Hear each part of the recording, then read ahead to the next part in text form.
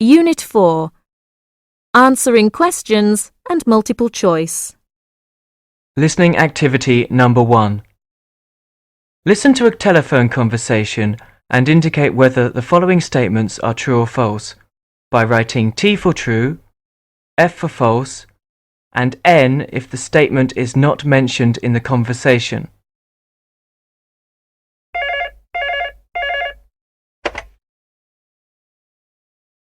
Operator, can I help you? I'm calling from a payphone in Ealing Shopping Centre. I've been trying to get through to a number for the past 15 minutes, but I keep getting a funny noise. Are you sure it's the right number, sir? Yes, I've checked in the telephone book. Are the lines busy? What kind of sound are you getting? A continuous humming sound. Did you put in enough money? Yes, I put in the correct amount. What number are you calling, sir? 567-0802. I'm sorry, sir. Could you repeat that once more slowly, please? 567-0802. Ah, that explains it then. We've been having a lot of trouble with that area because of crossed lines. One moment, and I'll try and get the number for you.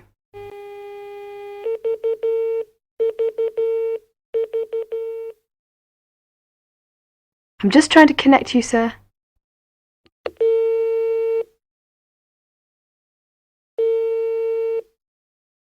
Your number's ringing now. Put in 20p, please. Thank you very much. Go ahead, please.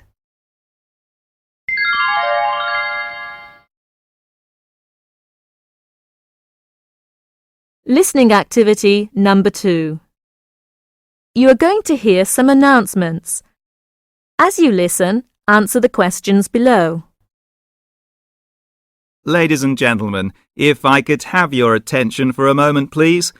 I have the final notices for this final session of the conference. Now, first of all, I'd like to mention that the cross-cultural session has been very popular, so we're moving the final discussion to room 203. That's room 203, which means that the grammar session will be changed from room 203 to room 302.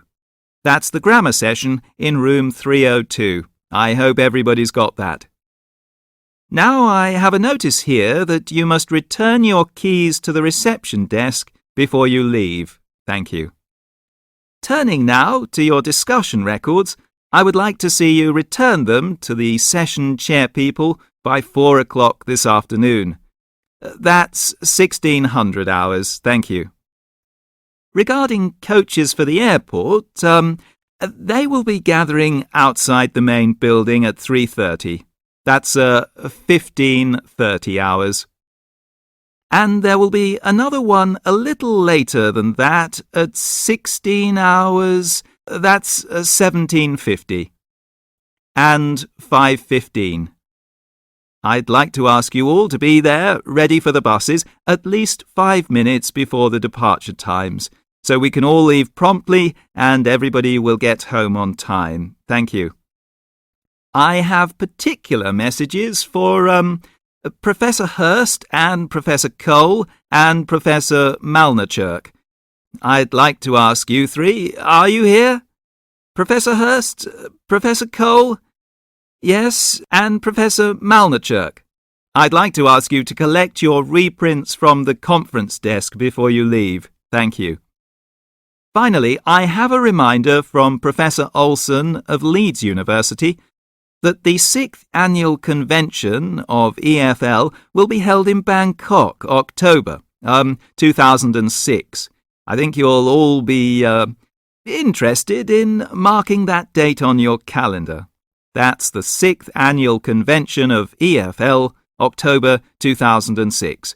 And I'd like anybody that's interested in that conference to leave your name at the conference desk. Thank you very much. Ladies and gentlemen, I know it has been a very happy event for me, this conference, and I hope that you too have found it a happy and productive time. Thank you all for coming.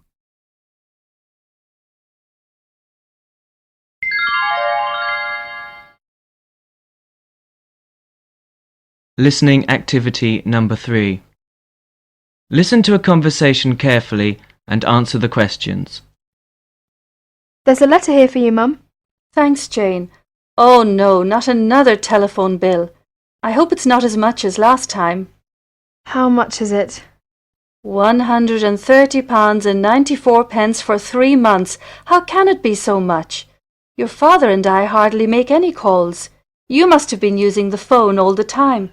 Only to speak to my friends. Jane, I don't think you realise just how much it costs when you telephone your school friends, and you speak to them for so long, especially during the day. Why can't you call them after 6 p.m. when it is cheaper? Your father's going to be so upset when he finds out. I'm sorry. Well, being sorry isn't just good enough. I've told you often enough not to use the telephone so much. If you had to pay the bill, you wouldn't be so irresponsible with the telephone. You see your friends every day. Why do you need to phone them up as well? Hello. Hello. Look at this bill for the telephone. Jane has been phoning all her friends again. £130.94 for 3 months. Jane, this has got to stop. We both told you the last time to be more responsible when phoning your friends, and not to take so long speaking to them. It costs too much. You'll have to pay half of this bill out of your wages from your Saturday job. But Dad, that's not fair. To teach you that the phone costs a lot of money, you'll have to pay half of this bill. You are lucky I'm not going to make you use the phone box down the road to make your calls. OK, but it'll take me weeks to pay your half of £130.94. We may have to get one of those phone locks and I'll keep the key. Then you won't be able to make any calls.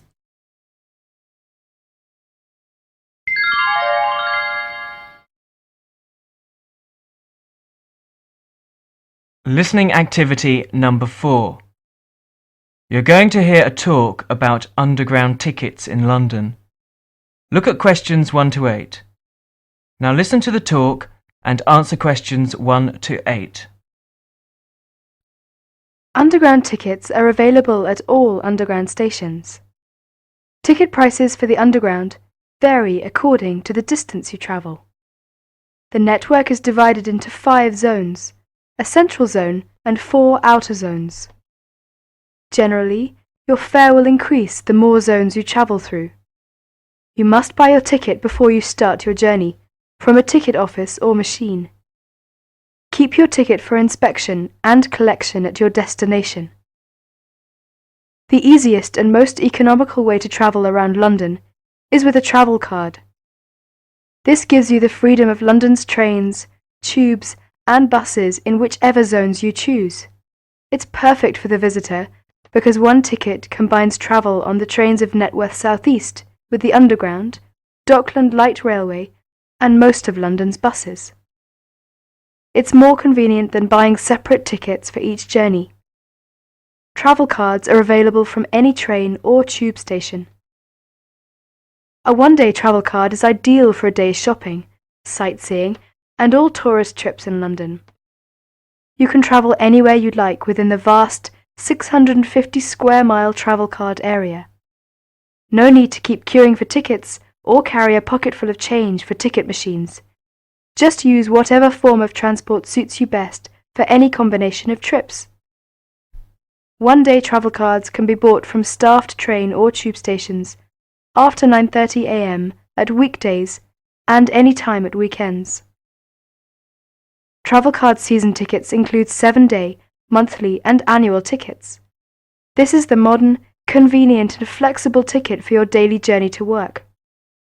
For travel card season tickets, please bring a passport-size photograph with you. Smoking is not allowed anywhere on the Underground. Smoking is permitted, however, on the back of upper deck of buses.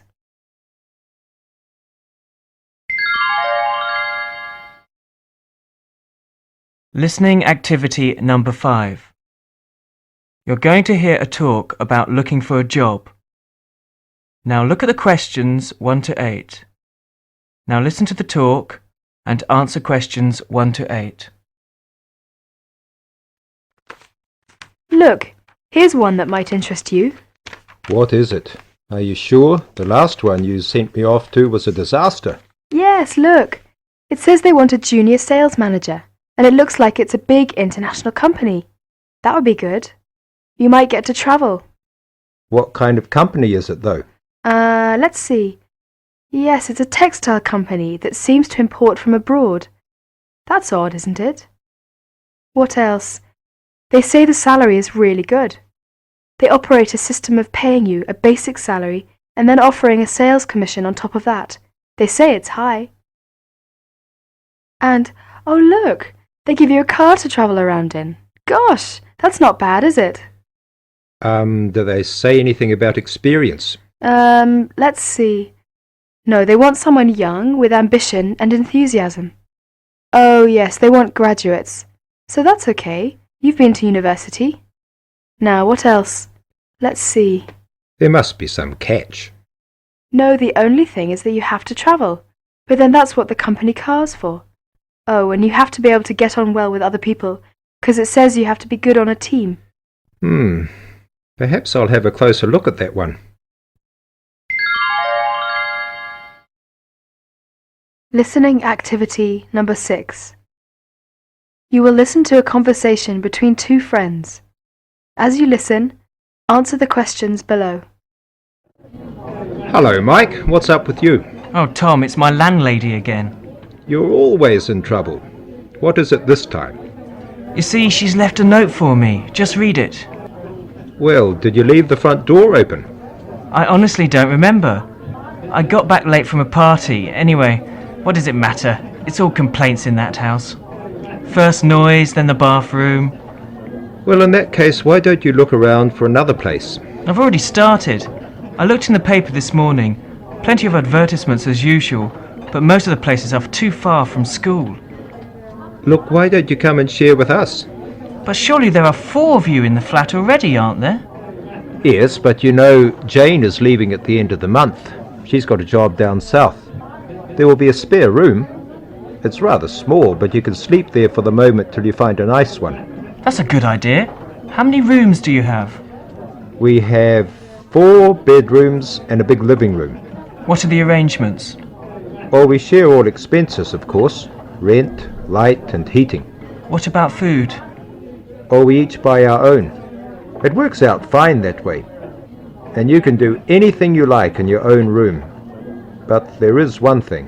What's that? Don't leave the front door open. Strange people may wander in. All right. I promise that won't happen again. By the way, when is Jane leaving? Let me see. Yes, this time next week. Today's the 22nd, Tuesday. So she's leaving on the 29th. Well, I'll move in one day after she leaves. Yes, no problem. We will get ready by then. Thanks a lot. You're welcome.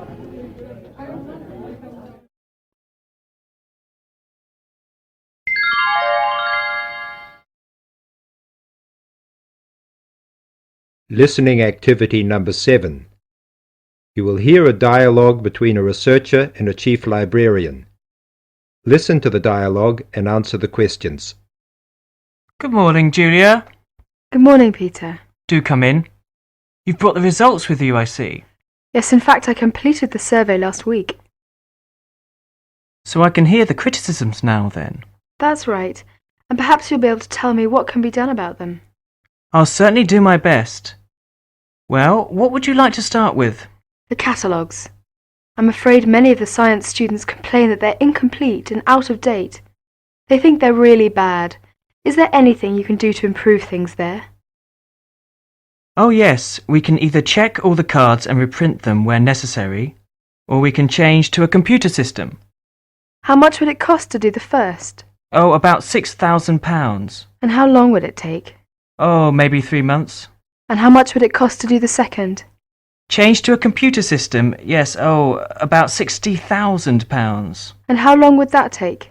Oh, 9 months, I'd say, about 9 months. Thank you. Now, next I'd like to move on to the borrowing facilities. The social science students describe these as rather disappointing. They complained that they were only allowed to borrow 3 books. Most of them felt they ought to be able to borrow more books, perhaps 5 or 6 for undergraduates, and up to 10 for graduates. That may be possible. Also, they'd like to be able to keep the books for a longer period, say 3 weeks instead of the present 2. That also sounds reasonable. I'll see what I can do.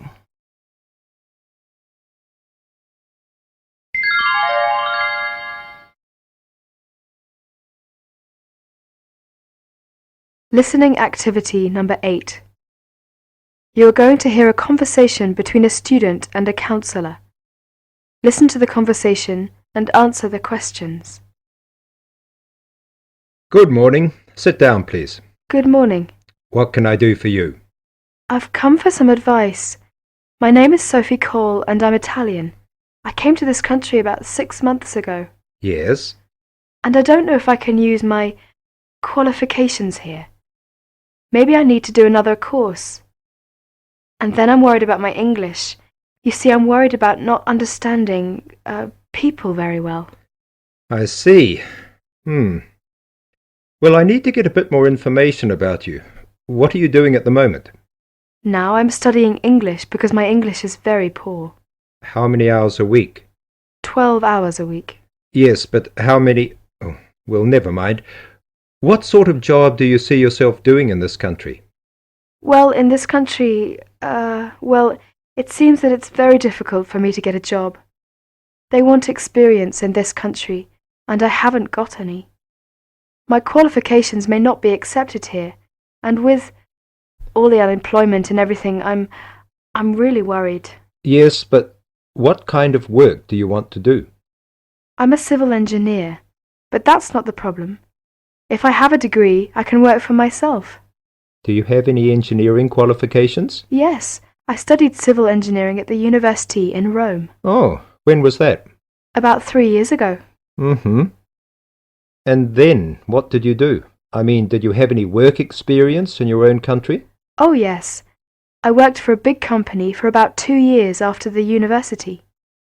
Now, I would like to get a master's degree in this country. But first I need to study more English. Yes, I think you are quite right.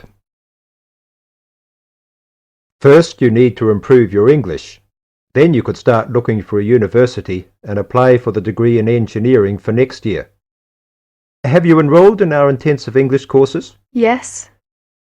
I suggest you study English for another 6 months, then take the IELTS test.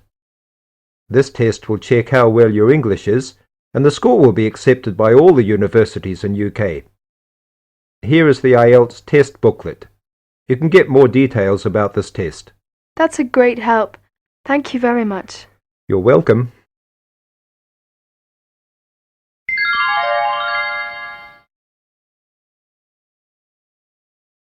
Listening activity number 9.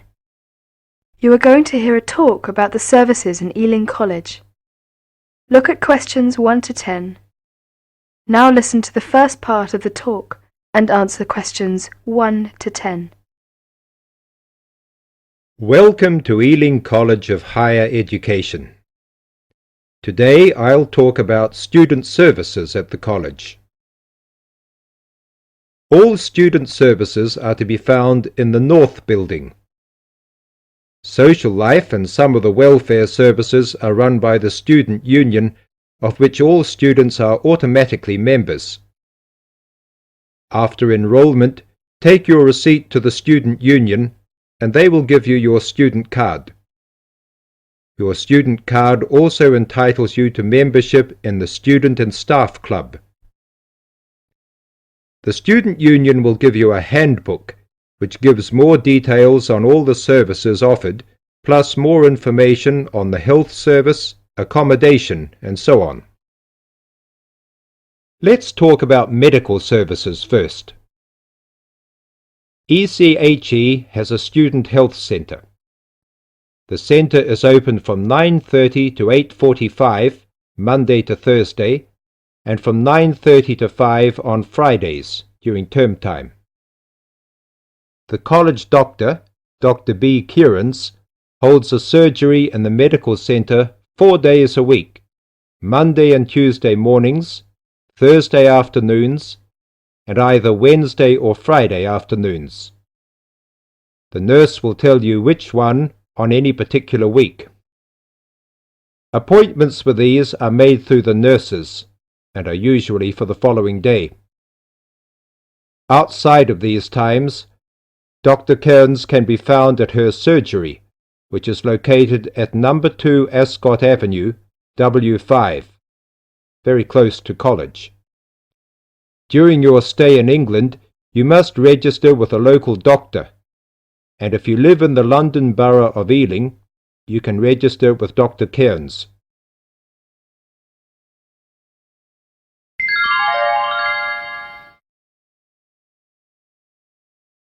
Listening activity number 10. You will hear the last part of the talk about the services in the college. Now look at questions 1 to 10. Now listen to the rest of the talk and answer questions 1 to 10. Last time I talked about the student services in the college. Today I'd like to talk about the counselling services. The college counselling service is located in the North Building. The counsellors are Miss Penny Rawson and Miss Ann David. I've asked Ms. Rawson to join us today to discuss their role. Ms. Rawson. Thank you. Both Anne and I are full-time counsellors. Students either come to us on their own or are referred to us by a tutor. We see students individually, run group therapy sessions and courses of sessions as we think necessary. We are here to help with any problems, no matter how great or small, such as homesickness, relationship difficulties, death and separation, sexual problems, undue stress due to work, and so on.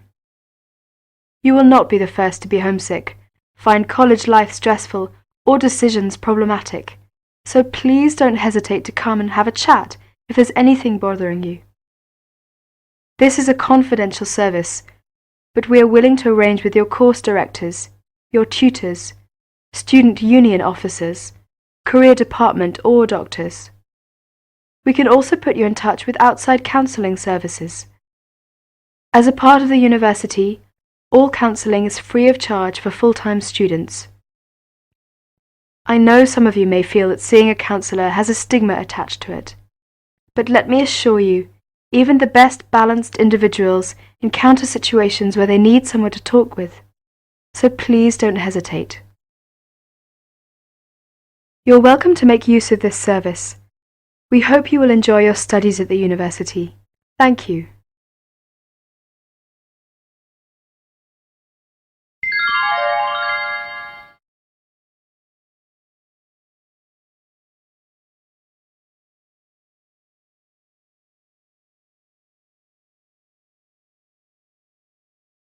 Unit 4. Answering questions and multiple choice. Listening activity number 11. Susan came to Barclays Bank and talks to a bank clerk. Listen to their conversation. Good morning. What can I do for you? Good morning. I'd like to open a bank account. What kind of account do you want? I'm not quite sure. I'll be a college student. I simply require a safe place to keep my money and easy access to it. Can you recommend an account for me? All right. Do you get a grant? No, I will be supporting myself. I see. You could open an instant account. What's an instant account? Basically, it's an interest account. It has all the usual current account facilities such as a cash card and a deposit book, except a checkbook, and pays competitive interest on your account when it's in credit. There are 2 levels of interest for this account. If your balance is up to £500, the interest is 5.25%. If your balance is 500 or over, it attracts an even higher rate of interest, which goes up to 7.25%. You will receive a cash card for our machines, so you can withdraw money with the card from any machines or any Barclays branches when the bank is closed. Oh, I see. How can I withdraw money if I have no checkbook?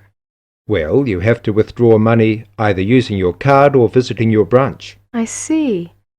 How can I find out how much money I have in my account? You can ask your branch and tell them how often you would like to receive your statement. which provides you with a permanent record of income and expenditure. It will show every transaction on your account and the balance remaining at the end of each day. You can also use your cash card to check your balance. That's fine. I think I'll open an instant account.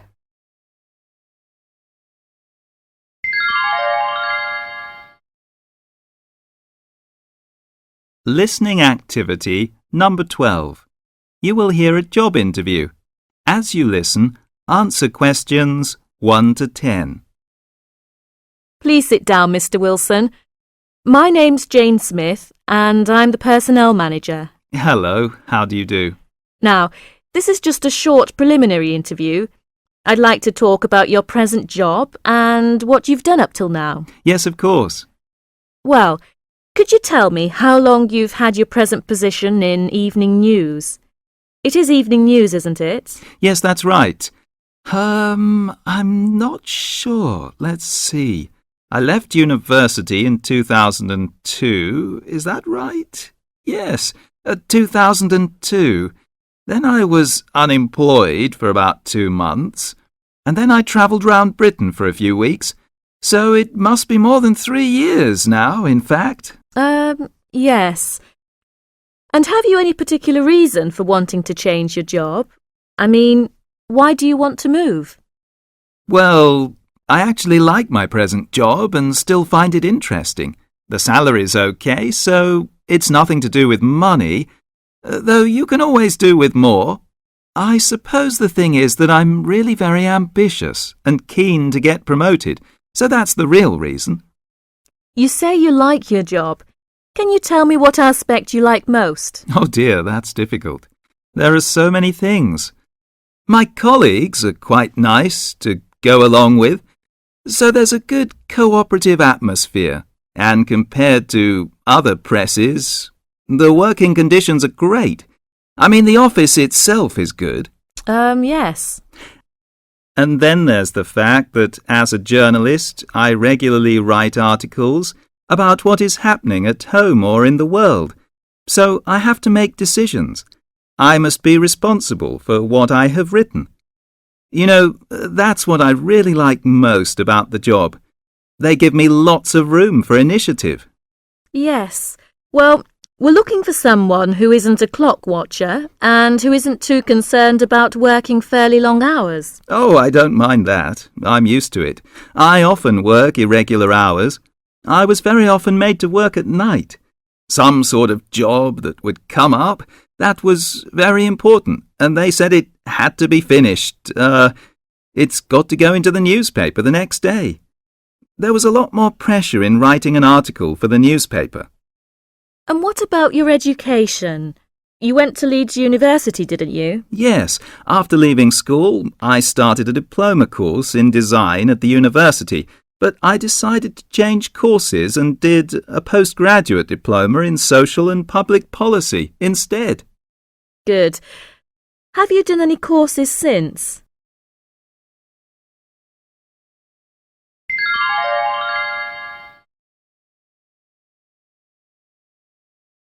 Listening activity number 13. You'll hear a dialogue between a foreign student and a student union officer. As you listen, answer the following questions. Good morning. Can I help you? Yes, I'd like to know something about the British medical scheme. Yes. What's your question? Can I use British doctors if I fall ill? That will depend on how long your course of study is. If it is 6 months or more, then you are entitled to treatment from the British medical scheme, called the National Health Service, NHS, as if you were a British citizen. With the NHS, consultations with doctors are free, but you will be asked to pay something towards the cost of medicines. In 1987, this is £2.40 for each item of medicine. You are also entitled to free treatment in British hospitals. Always make sure the doctor knows you want treatment from the NHS, as doctors also take private patients, who pay the full cost of all their treatment. How do I make sure I can be treated by the NHS? If you are eligible for treatment, that is, you are registered on a course of 6 months or longer, then the first thing you should do is to register with a doctor. You should register with any doctor close to where you live. Local post offices have lists. All you need to do is visit the doctor or the doctor's receptionist during consulting hours and ask to be included on the doctor's list of patients. If the doctor decides to accept you, you will then be sent a medical card by post, which will carry your National Health Service number. Take great care not to lose this. If the doctor cannot accept you, try elsewhere or contact the local Family Practitioner Committee. You can get the address from the post office or any doctor. Find out your doctor's consulting hours from the doctor or the receptionist and ask whether or not you need to make an appointment before seeing the doctor. Remember to be on time for any appointment you make.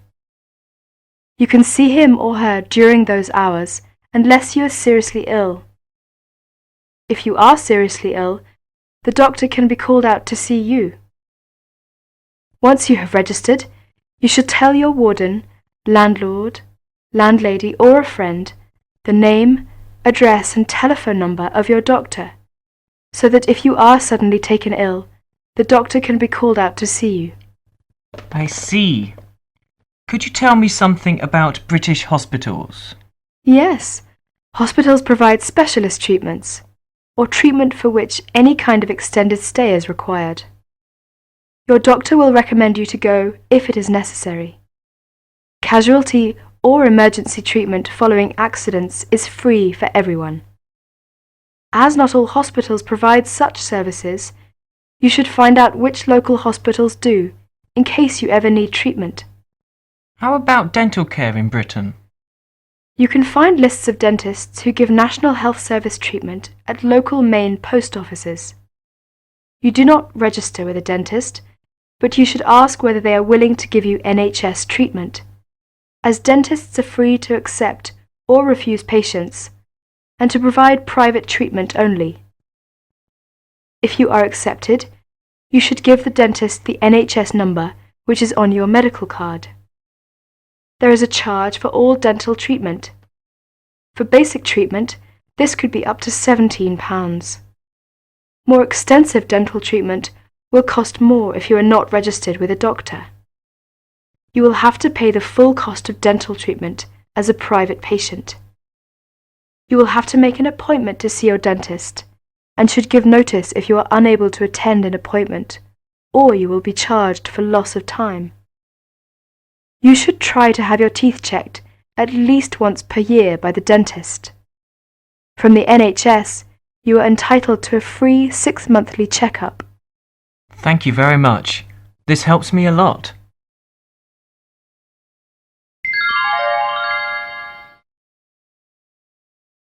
Listening activity number 14. You are going to listen to the director of a college talking about his school. Listen to the talk and answer the questions. Many of you already have a reasonably firm idea of the general subject area you wish to study. Others are more open and searching for ideas. Whatever your situation, I hope you find that we have a course that meets your needs. Our firm aim is to be a student-centred institution with a special emphasis on flexibility. This begins with our attitude to access. We judge people on their motivation and commitment to study as much as, if not more than, formal qualifications. This is reflected in the vitality and diversity of our student population. Some of our students come direct from sixth form or college. Others are coming into higher education after a short or long gap from formal education. Some are seeking a specific set of skills with a particular job or profession in mind. Others are retraining or studying to give their careers a new direction or dimension. Some are learning about the very latest scientific, technological and commercial knowledge. Others are stretching their minds on sensitive environmental, social and cultural issues. Even a casual observation of the mix of our student body indicates that we're close to our aim of being a polytechnic for the whole community. To meet our students' needs, we have 500 academic and a further 500 support staff committed to good quality teaching, high standards, and sensitive and sympathetic student care. We have probably the longest experience of understanding and dealing with the differing needs of a diverse student population. I hope you'll find a suitable course at the Polytechnic College. If you want to come to the college and we consider you suitable, we'll do our best to find you a place. And when you're here, we'll work hard to make your experience enjoyable, stimulating, and educationally rewarding.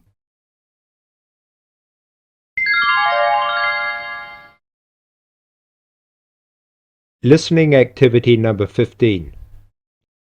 You are going to hear a talk about Bell College. As you listen, answer questions 1 to 10. First look at questions 1 to 10. Now listen to the talk. Welcome to Bell College. The aims of the college is to foster the growth of international understanding through the provision of a high-standard educational course. Second, the college is based in a residential setting for adult students from abroad. And last is to make a positive contribution to the development of teaching English as a foreign language. Bell College is one of a group of schools run by the Bell Educational Trust, a non-profit-making educational foundation. The college offers an attractive environment for study and leisure for students aged 18 or over.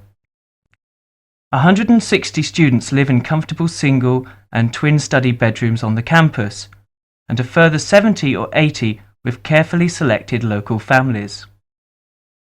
The excellent common room facilities in the college are matched by the extensive gardens and sports fields. Superb academic facilities, including a modern learning centre and library and sophisticated computer networks, are available for students' use in class hours and in the evenings and at weekends. A wide range of courses is offered in 3 areas: the main English programme, teacher training, and English for specific purposes. The teaching staff are highly qualified native speakers with wide experience of working in schools, colleges, and universities in many parts of the world. Living in an international community of 30 or more nationalities is an important part of the Bell College experience. Great stress is laid on pastoral care, and the college has its own medical centre. A busy and interesting programme of sporting, cultural and social activities is provided in the evenings and at weekends, with excursions to many parts of Britain.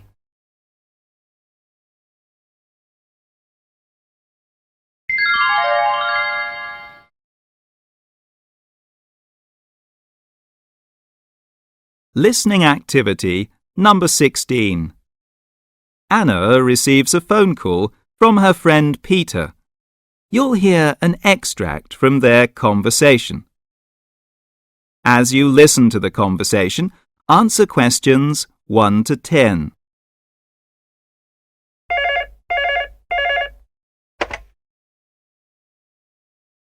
Hello. Hi Anna, look, I'm sorry to bother you so late.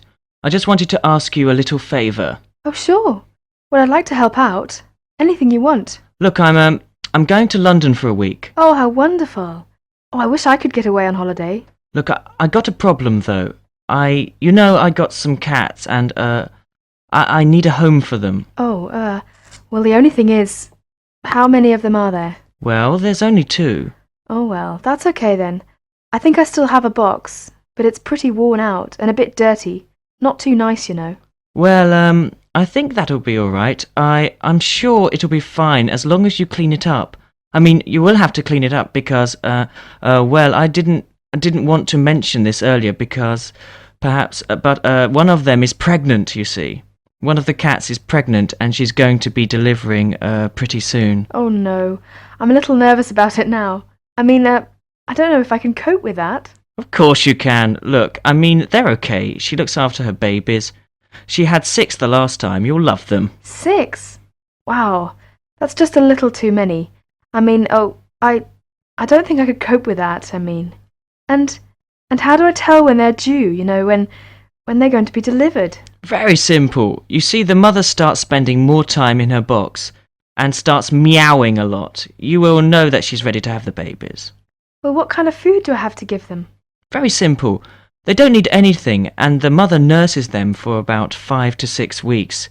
You just give the mother cat food and milk. Well, does it have to be hot? No, just fresh milk. Anyway, why do you keep them? I mean, don't they cause you an awful lot of work and trouble? Oh no, they're so sweet. They're so beautiful.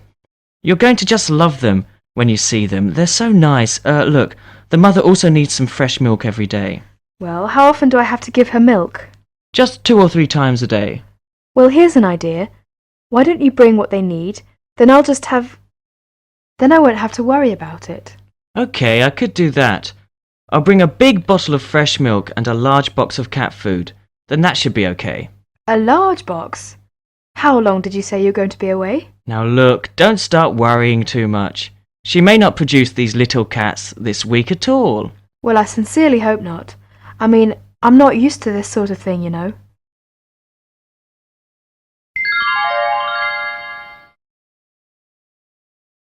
Listening activity number 17.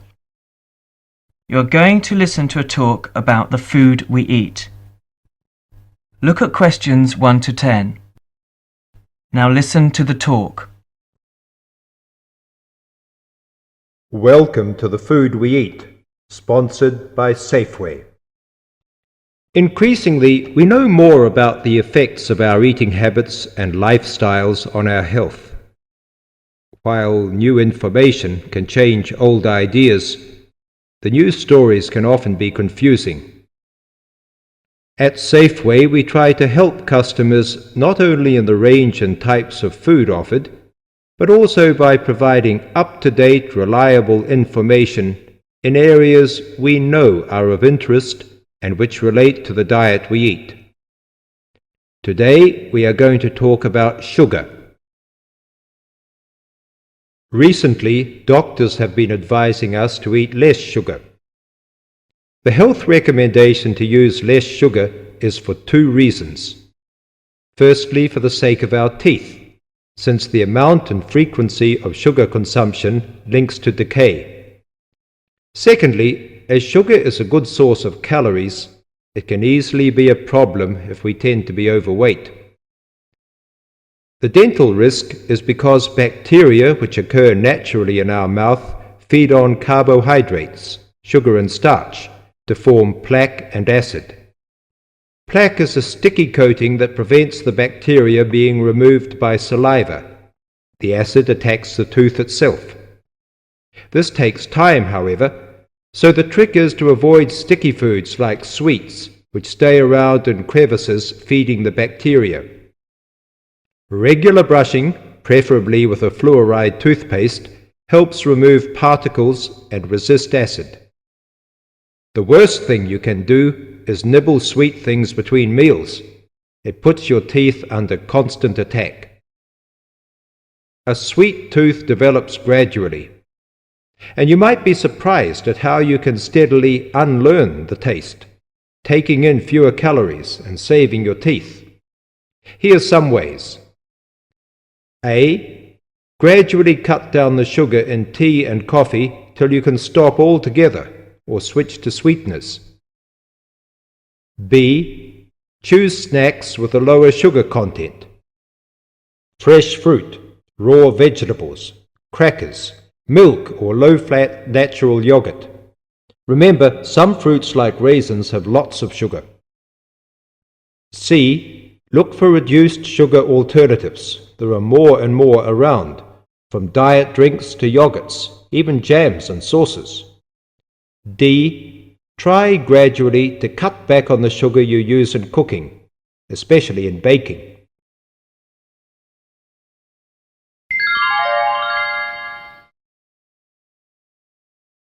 Listening activity number 18. You are going to listen to a talk about au pairs in the UK.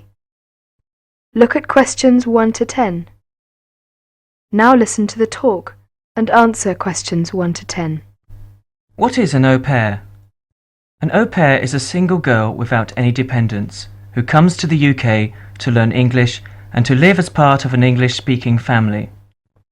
She is not a domestic servant, but may help in the house for up to 5 hours a day for pocket money. Suitable tasks would be light housework and taking care of children. She should have 1 day each week completely free, and she should be free to attend language classes and religious services if she wishes. Pocket money should be between £15 and £20 per week, and she should have her own room. Before she arrives, she should have as much information as possible about the home she is going to and what she will be expected to do. She will find it helpful to have a letter from her hostess explaining the arrangements to show the immigration officer when she arrives. An au pair must be a single girl aged at least 17 and no older than 27 when she first becomes an au pair. She must be a national of a Western European country, which includes Malta, Cyprus and Turkey. The longest a girl may stay in the UK as an au pair is 2 years. A girl who has been in the UK before as an au pair will be allowed to come to the UK again as an au pair only if the total period is not more than 2 years. An au pair is not allowed to take a job in this country. The light household duties which are part of the au pair arrangement are not regarded as employment. An au pair who is a national of a country which is not in the Commonwealth or European Community, EC, and who is admitted for longer than 6 months will normally have to register with the police. This will be shown in her passport. She must take her passport and 2 passport-sized photographs to a police station.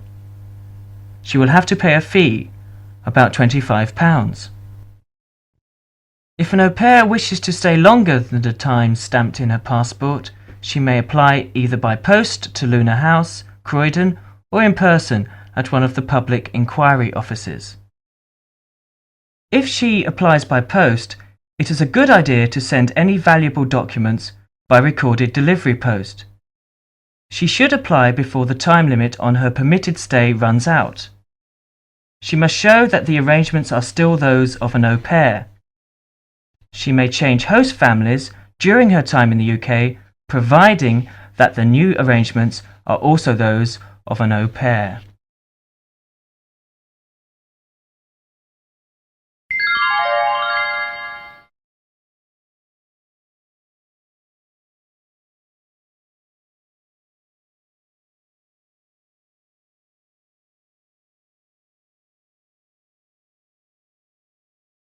Unit 4. Answering questions and multiple choice. Listening activity number 19. You are going to hear a travel agent discussing a holiday booking with 2 customers. Listen to their conversation and answer questions 1 to 10. Good morning. Can I help you? Yes, good morning. We'd like to book a holiday for July, please. Certainly. Where did you have in mind? Oh, well, we haven't thought a lot about it, really. We'd just like to go somewhere hot, and it must be in July. I see. Well, let's get the dates cleared up first, then we can see about availability. What part of July were you thinking of? Oh, well, you see, we have slightly different holidays. I've got the whole month except for the last 5 days, so I could go from the 1st to the 26th. But my friend here doesn't start until the 7th, so I suppose it will have to be the middle 2 weeks, really. Yes, but I've got to be back before the 23rd. OK. Now, let's find a destination. Any preferences? France? Italy? Oh, not France. We went there last year and it was absolutely packed with teenagers, making noise and getting drunk all the time. Yes, it was terrible. We definitely want somewhere quieter this year. Well, of course, it depends more on the resort rather than the country. There are resorts in every country which cater for the family or the slightly older person. They're usually a shade more expensive, though, as you might expect. Oh, well, we don't mind paying a bit more if it means more peace and quiet, do we? Definitely not. It'll be well worth it. All right, let's have a look at what we've got on the computer. July. Was it 10 or 14 nights you wanted? Oh, the fortnight, please. Right. Well, let's start with Italy. We've got 14 nights bed and breakfast in Sorrento for £345 from Manchester on the 14th. Or we've got... No, wait a minute. That's no good for me. We wouldn't get back till the 28th, and I've got to be back at work before that. Ah, yes. How about Sweden? 2 weeks, half board? How much would that be? That would be £540 from Manchester again. Well, 540... that seems too much. Well, madam, there's a surcharge for the airport, and it has a 5-star hotel. Oh, well, it's a bit over our budget, really. All right, let's try somewhere else. How about Portugal? Oh, that sounds great. We've never been there before, have we? Let's see now. We've got 14 nights in Albufeira, half board, from Gatwick, for £385. Albufeira? Oh, wait a minute. Did you say the flight was from London? That's right, from Gatwick. Oh, well, we'd prefer a flight from the north somewhere. Manchester, perhaps, or even Glasgow.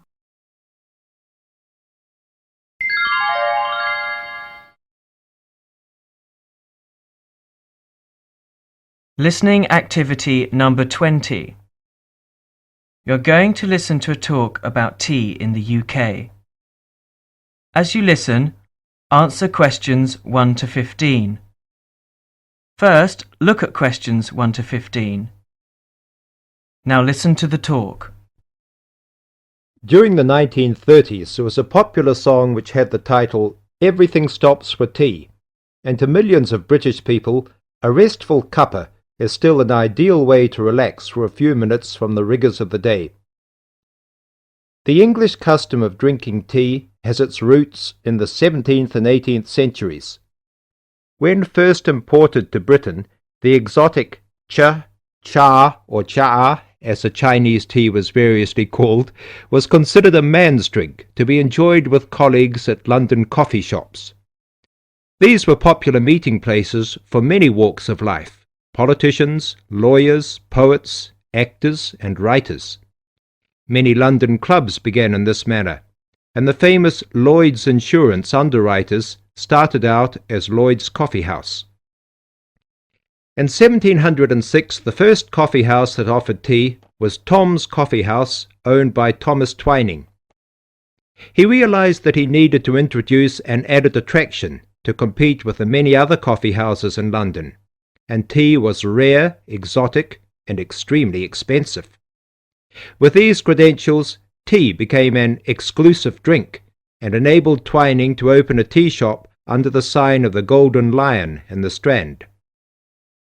By the 18th century, the ladies of the more affluent classes were going China mad, using tea as an excuse for displaying their extravagant purchases of Chinese porcelain and Dresden tea sets.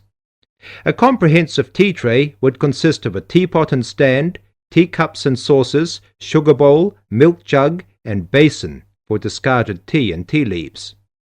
Tea was still expensive and kept in locked tea caddies. Skilled craftsmen fashioned caddies of carved inlaid woods fitted with crystal and precious metals.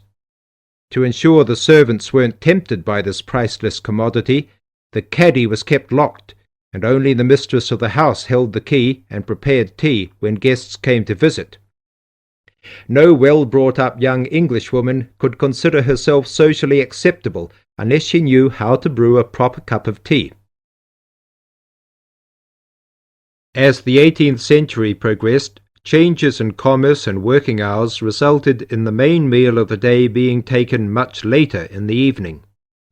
The prospect of lasting from breakfast until evening did not appeal to the Duchess of Bedford, who is usually credited with being the first to alleviate late afternoon hunger pangs by introducing a small 4 o'clock meal served with tea. With time, the light, wafer-thin toast or delicate white bread gave way to exotic fillings like tomato and egg, cucumber, chicken, or potted shrimps, followed by buttered scones, crumpets, or elegant pastries. The popularity of tea continued to spread, but it was not until 1839 that the first shipment of Assam Indian tea was landed in Britain. A healthy trade with India was soon established, and tea clippers, like the Cutty-Sark, now a museum in a dry dock at Greenwich, were reaching the peak of their sailing days. In 1879, the first limited shipments of Ceylon tea began to arrive, and by 1880 this had been firmly established alongside Indian and China teas, giving the broad range of teas that are available today. There have been few changes in 3 centuries of tea trading. London is still the centre, and indeed Twinings still has a shop on the site of the original Tom's Coffee House at 216 The Strand. The name Twining has been linked with tea for over 280 years. Indeed, it was Richard Twining, in his capacity as chairman of the dealers of tea, who in 1784 persuaded Prime Minister William Pitt to reduce the high tax on tea, making the beverage more accessible to the general public.